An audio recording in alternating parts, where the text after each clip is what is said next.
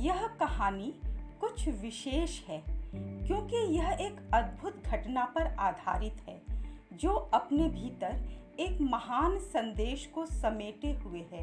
यह हमें जीवन जीने के लिए सही तरीका और रास्ता सुझाती है।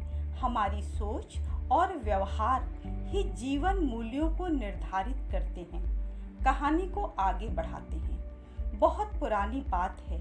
वाराणसी में गंगा नदी के किनारे शमशान भूमि पर एक चांडाल रहता था। वह मृत शवों के दाह संस्कार में लोगों की सहायता करता था। यह उसका पुश्तैनी कार्य था और यही कार्य उसकी आजीविका का साधन भी था। एक दिन वह चिता के अग्नि पर एक मिट्टी के बर्तन में मांस पका रहा था।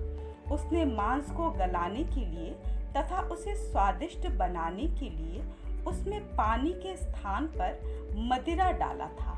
मिट्टी के बर्तन को उसने बड़ी सावधानी से एक तश्तरी से ढक दिया।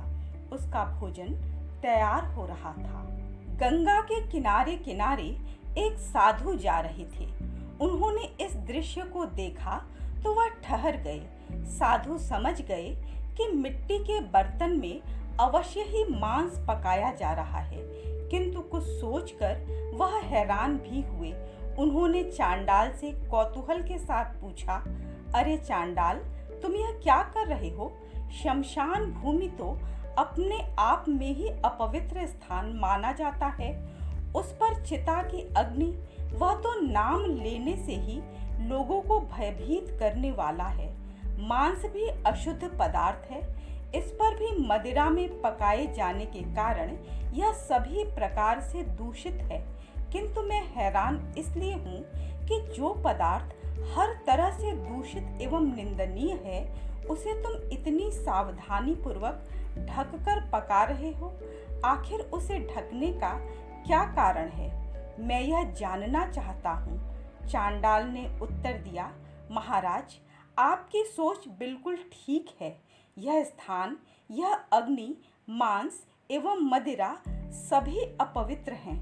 मिट्टी का यह पात्र जिसमें कि मैं अपना भोजन पका रहा हूँ, उसे मैंने शवों के संस्कार क्रिया में प्रयुक्त होने के बाद फेंके हुए सामान के बीच से उठा लिया है, इसलिए यह भी अपवित्र ही है।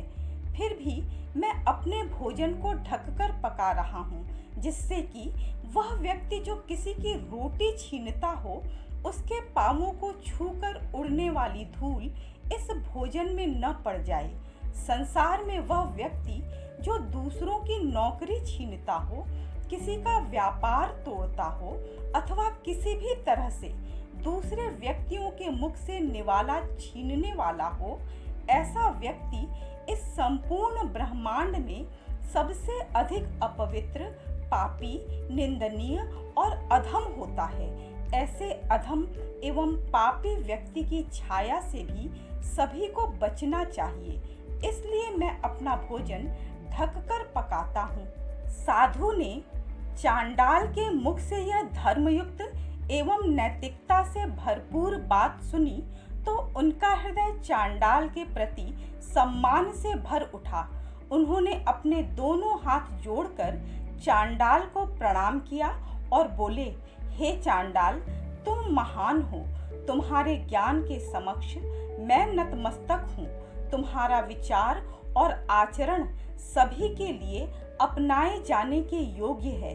साधु यह सोचते हुए कि उन्होंने एक यथार्थ एवं व्यावहारिक ज्ञान प्राप्त किया, अपने मार्ग पर आगे बढ़ गए। कहानी सभी को विचार करने के लिए एक महत्वपूर्ण प्रश्न देती है। किसी को रोटी देना सबसे बड़ा धर्म है तो किसी से रोटी छीन लेना सबसे बड़ा अधर्म भी है। आज की प्रतियोगी दुनिया में बहुत सारे लोग जाने अनजाने आगे निकलने की होड़ में दूसरों की रोजी रोटी रौंदते हुए आगे निकलते चले जा रहे हैं। ऐसे लोगों को चाहिए वे स्वयं विचार करें कि क्या उनका यह व्यवहार उचित है।